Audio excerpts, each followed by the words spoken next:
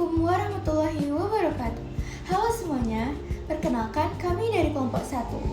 Dalam video ini, saya dan teman-teman yang lainnya akan membahas secara mendalam tentang Undang-Undang Pemerintahan Aceh Nomor 11 Tahun 2006 yang menjadi dasar hukum pelaksanaan otonomi khusus di Aceh. Baik, sebelumnya perkenalkan nama saya Nabila Dwi Andini dengan NIM 2302100074. Baik, perkenalkan nama saya Maulana Bayhaqi dengan NIM 2302110061. Perkenalkan, nama saya Nisa Uzana dengan NIM 2302156. Perkenalkan, nama saya Muhammad Haikal dengan NIM 2302100048. Hukum Pemerintahan Aceh merupakan salah satu bentuk nyata dari pengakuan Negara Kesatuan Republik Indonesia terhadap keberagaman dan juga kekhususan daerah-daerah di Indonesia. Provinsi Aceh yang terletak di ujung barat Pulau Sumatera memiliki sejarah panjang perjuangan, identitas budaya yang kuat, serta nilai-nilai keislaman yang mengakar dalam kehidupan masyarakatnya. Sebagai bentuk rekonsiliasi dan komitmen terhadap perdamaian yang berkelanjutan, Pemerintahan Republik Indonesia dan Gerakan Aceh Merdeka menandatangani Nota Kesepahaman atau Memorandum of Understanding (MOU) Helsinki pada tahun 2005. Perjanjian ini menjadi tonggak penting dalam sejarah Aceh karena menandai berakhirnya konflik bersenjata selama puluhan tahun dan membuka jalan menuju tatanan pemerintahan yang lebih adil dan inklusif bagi masyarakat Aceh. Sebagai tindak lanjut dari perjanjian tersebut, maka lahirlah Undang-Undang Nomor 11 Tahun 2006 tentang Pemerintahan Aceh. Undang-undang ini memberikan kekhususan dan keistimewaan bagi Aceh dalam menyelenggarakan pemerintahannya. Artinya, Aceh memiliki wewenang yang lebih luas dibandingkan provinsi lain, terutama dalam aspek politik, ekonomi, sosial, budaya, serta dalam pelaksanaan syariat Islam yang berlaku bagi pemeluknya. Namun, perlu ditekankan kembali bahwa seluruh kekhususan ini tetap berada dalam kerangka hukum nasional Indonesia serta tunduk pada prinsip dasar negara seperti Undang-Undang Dasar 1945 dan juga Pancasila. Dengan pemahaman ini, dapat kita lihat bahwa hukum pemerintahan Aceh bukanlah bentuk pemisahan dari sistem nasional, melainkan bentuk konkret dari desentralisasi asimetris yang menjunjung tinggi semangat persatuan dalam keberagaman. Baik, selanjutnya saya akan menjelaskan yaitu tentang dasar hukum dan kedudukan pemerintahan Aceh. Yang pertama yaitu Undang-Undang Pemerintahan Aceh dan Pasal 18B ayat 1 Undang-Undang Dasar 1945 mengatakan tentang pemerintahan Aceh, yaitu peraturan yang secara khusus mengatur sistem pemerintahan di Provinsi Aceh.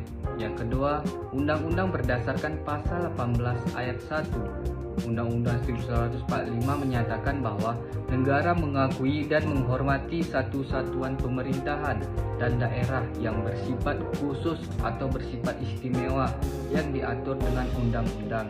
Yang artinya, Konstitusi Indonesia mengakui keberadaan daerah-daerah dengan kekhususan tertentu, termasuk Aceh.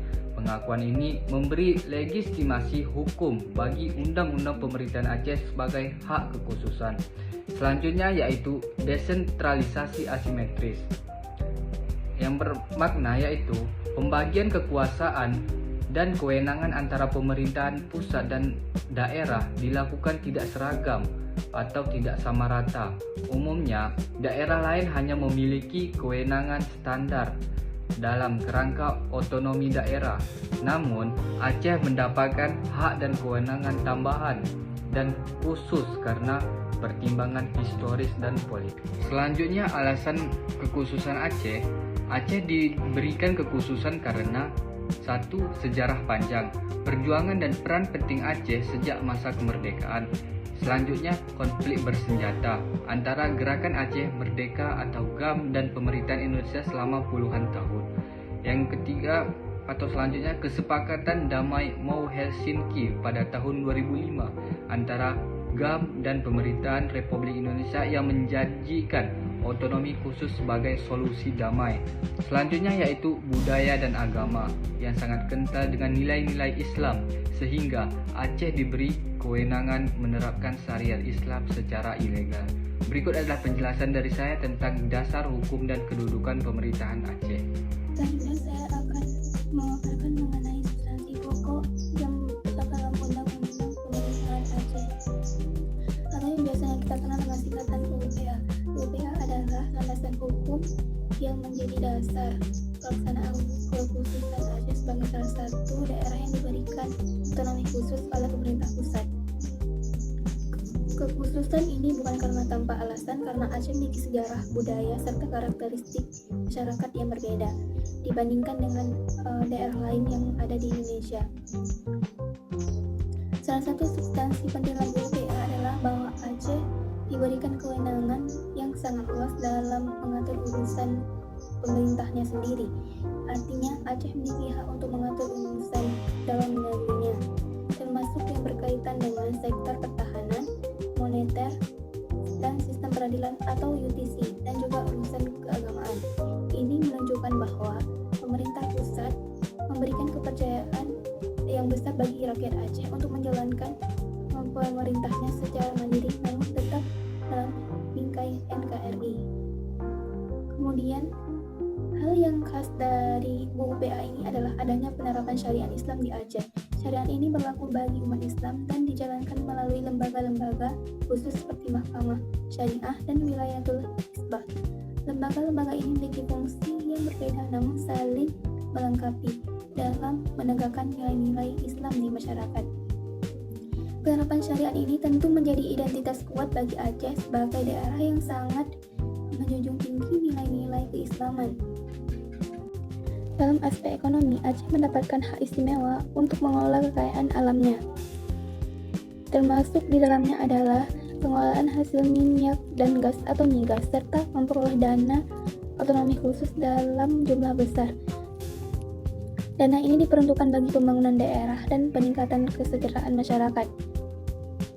Dengan adanya kewenangan ini, diharapkan Aceh mampu berkembang lebih cepat dan mandiri secara ekonomi. Dan yang terakhir, UPA juga mengatur tentang keberadaan lembaga-lembaga khusus di Aceh, seperti Wali Nanggro dan Majelis Permusyawaratan Ulama atau MPU. Lembaga ini memiliki fungsi penting dalam menjaga nilai-nilai adat dan keislaman di tengah masyarakat. Wali Nanggro misalnya berperan sebagai mempersatu masyarakat Aceh, sedangkan MPU bertugas memberikan pandangan dan fatwa keagamaan untuk menjadi pedoman dalam kehidupan masyarakat. Demikianlah pemaparan saya mengenai substansi UPA ini. Semua ketentuan ini membuktikan bahwa Aceh memang diberikan ruang khusus oleh negara untuk mengatur dirinya sesuai dengan sejarah dan identitasnya, namun tetap menjadi bagian dari Negara Kesatuan Republik Indonesia. Tantangan implementasi Undang-Undang Pemerintah Aceh. Walaupun UPA telah menjadi instrumen hukum yang penting, implementasinya menghadapi beberapa tantangan seperti ketidaksesuaian atau pertentangan antara Kanun Aceh dan Peraturan Nasional. Kanun Aceh adalah peraturan daerah khusus yang disusun berdasarkan otonomi khusus Provinsi Aceh untuk mengatur syariat Islam urusan lokal lainnya. Namun, dalam pelaksanaannya terdapat sejumlah tantangan khusus mengenai ketidaksesuaian antara Kanun Aceh dan Peraturan Nasional. Bentuk ketidaksesuaian atau pertentangannya yaitu konflik hierarki hukum. Kanun Aceh sebagai peraturan daerah seharusnya tidak boleh bertentangan dengan peraturan perundang-undangan nasional yang berada di atasnya, seperti undang-undang dan peraturan pusat pemerintah. Yang kedua, isu hak asasi manusia. Beberapa isi kanun seperti kanun jinayat, hukum pidana sering dianggap bertentangan dengan prinsip HAM yang diatur dalam peraturan nasional dan internasional. Ada kritik bahwa penerapan hukum cambuk dalam kanun jinayat misalnya tidak sejalan dengan standar HAM nasional. Kurangnya kapasitas sumber daya manusia dan birokrasi lembaga penegak hukum. Keterbatasan kapasitas SDM di birokrasi Aceh menyebabkan implementasi aturan kerap tidak optimal. karena masih banyak pejabat dan aparatur yang belum memahami sepenuhnya isi dan tujuan undang-undang pemerintah Aceh. Yang kedua, kurangnya profesionalisme dan keahlian teknis di kalangan birokrasi juga membuat realisasi kebijakan dan pengawasan terhadap pelaksanaan regulasi menjadi lemah, sehingga berdampak pada efektivitas pelayanan publik dan penegakan hukum di Aceh. Lemahnya pemahaman masyarakat tentang hak dan kewajiban otonomi khusus. Hal ini dikarenakan pemahaman masyarakat tentang apa saja hak serta kewajiban mereka sebagai warga Aceh yang memperoleh status otonomi khusus, sehingga sering terjadi salah tafsir dan tidak optimalnya partisipasi masyarakat dalam kebijakan otonomi khusus. Banyak masyarakat masih melihat otonomi khusus hanya sebagai hak dan kurang memahami aspek kewajiban yang harus mereka lakukan. Terus, isu politik penggunaan bendera dan lambang Aceh. Polemik antara pemerintah Aceh dan pemerintah pusat penggunaan bendera dan lambang Aceh, khususnya yang mirip bendera GAM atau Gerakan Aceh Merdeka, menimbulkan beberapa sikap antara pemerintah daerah dan pusat. Pemerintah pusat menilai bahwa desain bendera dan lambang yang diatur pada Kanun 2013 terlalu mirip dengan simbol organisasi separatis, sehingga dikhawatirkan memicu semangat separatis dan memunculkan trauma sejarah.